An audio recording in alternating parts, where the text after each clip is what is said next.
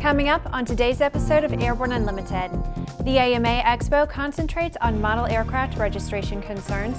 A NOTAM for the Sebring Sport Aviation Expo is published. First Israeli F-35 in final production.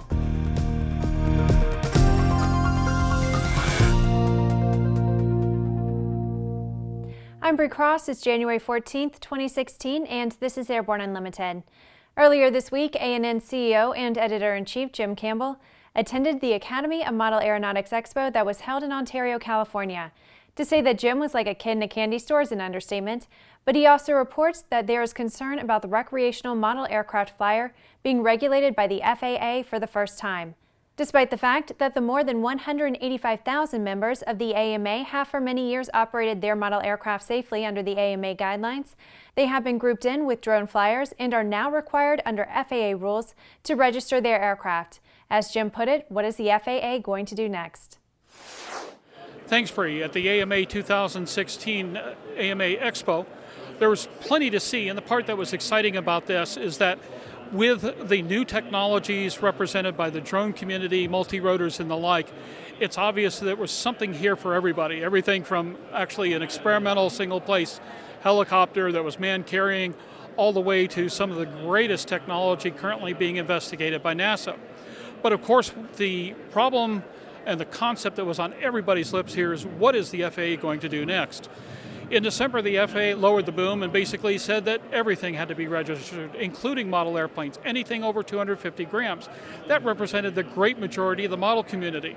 All of a sudden, it wasn't the $5, it was the fact that all of a sudden the FAA had your name, your address, and a whole lot of data and a lot of questions about privacy, how it would be used, and more important, down the line, if there was a problem, how they were going to actually get to you. AMA, under the direction of Bob Brown, Dave Mathewson, Rich Hansen, and an extraordinarily talented staff, has been working very hard on this. And while the model community is a little bit disenfranchised by all this, there's no question that AMA is considering this matter very carefully. And the fact of the matter is, ultimately, what is happening with the FAA seems to have come from DOT on down. AMA is working aggressively. They have told people at the moment not to register until the last moment because they are hoping that through legal intervention or through some of the lawmakers involved that we might be able to get a more ameliorated stance from the FAA. Then again, our experience with the FAA says maybe not. For the Aero-News Network, Airborne and Aero-TV, I'm Jim Campbell. Typical of large aircraft fly-ins, a special operational NOTAM has been issued that addresses pilots who are flying into and out of the Sebring Regional Airport during the operation of the U.S. Sport Aviation Expo that starts next week. Of course, the only way to understand all the details of the NOTAM is to download it and study it carefully. Sebring Regional Airport shows up on a sectional chart as having no control tower in operation. However, the NOTAM makes it clear that there will be a tower operating during the days that the expo is taking place. The radio frequencies for air and ground operation are listed in the NOTAM. VFR arrival procedures are shown on the NOTAM, and arrival altitudes are based on airspeed. The two speeds mentioned in the NOTAM are 90 knots and 150 knots. Check out the NOTAM to see how it applies to your operation.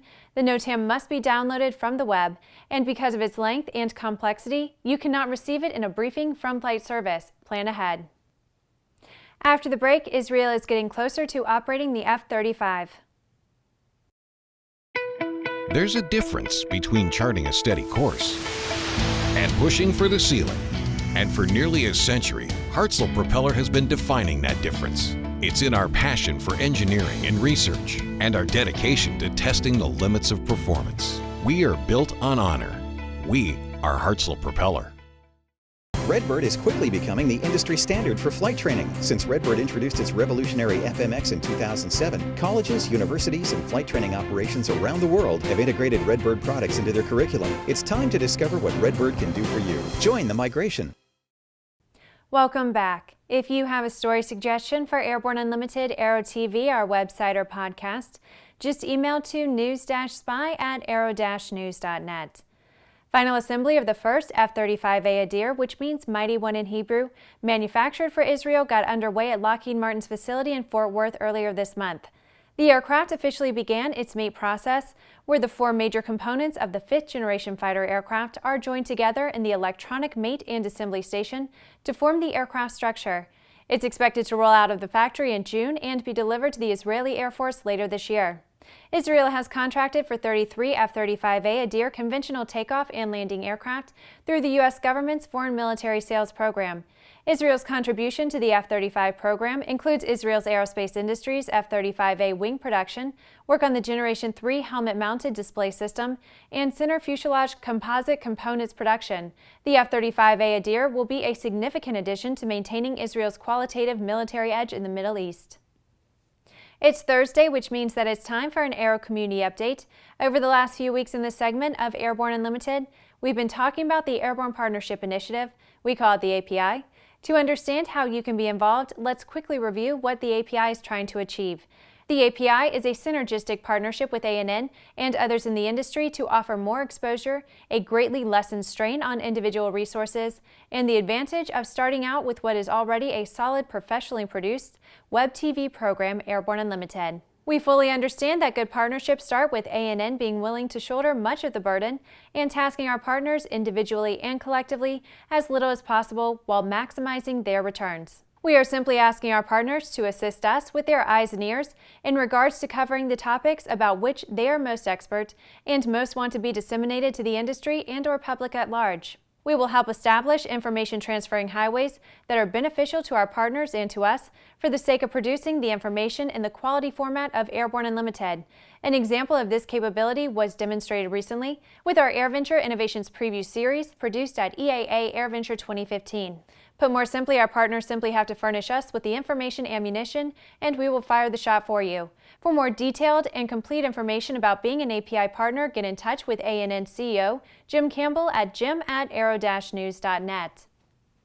After these messages, a Seaplane rating scholarship becomes available. Concorde's recombinant gas RG series sealed battery technology produces a high-performance battery with the advantages of being pre-tested and fully charged at the factory. Find out more about Concorde's entire line of batteries at www.concordebattery.com. Concorde, the heart of your aircraft.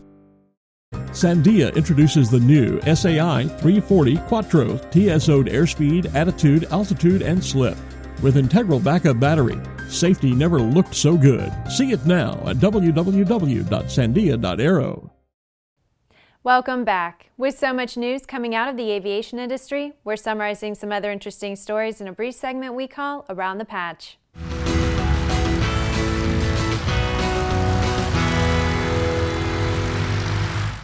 Wipaire has announced the return of the Ben Whiplinger Memorial Seaplane Rating Scholarship. The scholarship is valued at $1,500 and will be paid directly to the winner's designated flight school.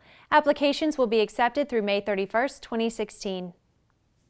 All Metal MS announced the unveiling of its Safety First Robinson R22, R44, and R66 maintenance stand. The stand is designed to increase the efficiency and safety for mechanics working on the aircraft. The UK Royal Navy's helicopter unit, based at HMS Gannet in Prestwick, have been involved in thousands of Scottish rescues in the unit's 44 years at this location. Now, as the unit is being restationed, they are being allowed to make farewell flybys over the areas where they have performed rescues. The European Aviation Safety Agency published a notice of proposed amendment to address a terrain awareness warning system safety issue. The notice is to mitigate the risk of controlled flight into terrain accidents for turbine aircraft weighing less than 12,500 pounds. Boeing and All Nippon Airways celebrated the airline's 100th revenue flight with the 787 Dreamliner. The milestone marks another record for ANA as it becomes the first airline in the world to reach 100,000 787 flights. Well, that's the trip around the patch. Now let's move on to the rest of the news. The question is, if you have a spaceport but are not launching anything to space, what do you do with it? It appears that Spaceport America, located in Truth or Consequences, New Mexico, has come up with the answer to that question by creating a venue that expands its use.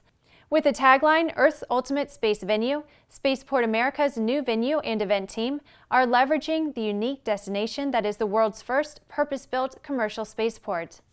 Spaceport America says they offer location scouts and experiential and event marketers a palette of possibilities for product launches, corporate retreats, press events, commercial photo shoots, film production, film screenings, racing events, sporting events, aviation events, and the list goes on.